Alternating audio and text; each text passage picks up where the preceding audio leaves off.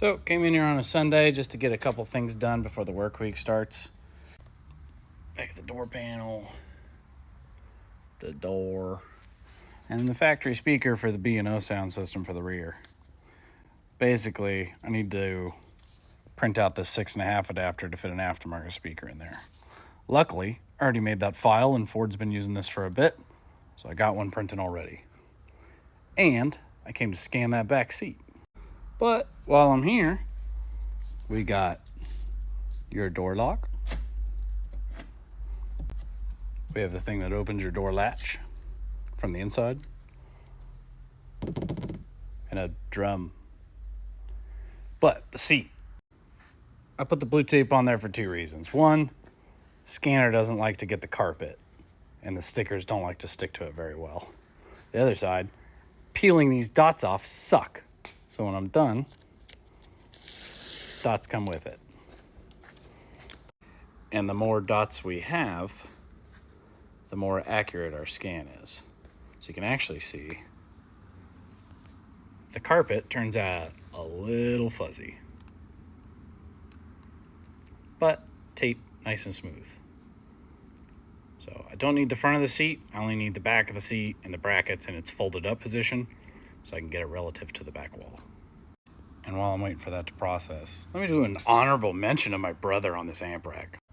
So this back wall, just piece of 1/2 inch ABS. We do have to trim some things just to make life a little easier. You know, make sure it clears the seat brackets.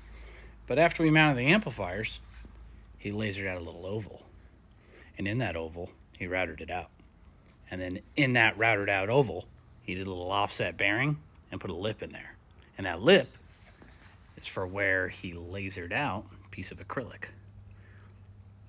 Gosh darn. You know? Guy's got good taste.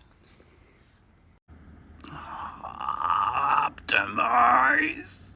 But while I was waiting for this, I noticed I didn't hear any noise coming from the printer. And the reason there wasn't any noise coming from the printer is because I had my TPU pushed into the machine, not the AMS system.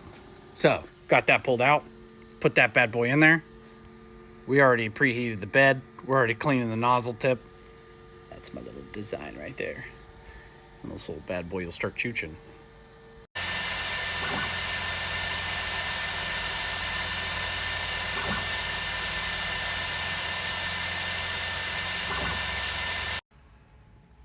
The most beautiful thing I've ever seen. Oh.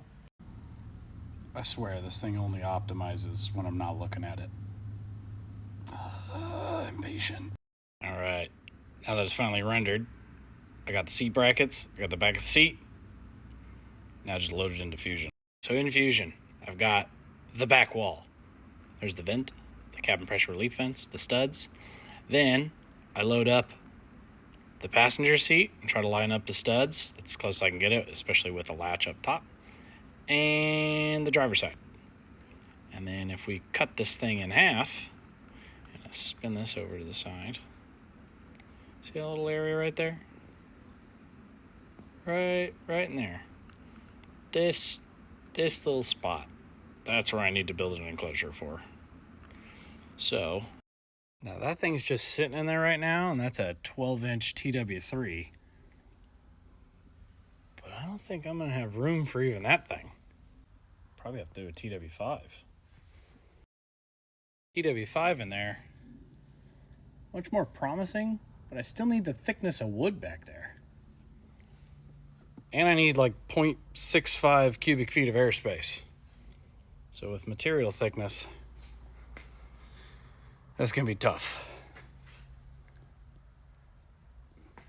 But could you imagine 2 of those bad boys? So with an idea of what speaker is going to go back there, or something similar, what adapter is needed for the back door so we can get some aftermarket speakers in there, the back seat scanned and in the compooper, and with one bracket already started, I'll probably go get some food, be back in about 2 hours, and I'll have 2 of those brackets by Monday. Luckily, front doors, I have already printed out some 6x9 adapters that we can laser out plates for to put those 6.5s in. So, I'll be ready for Monday.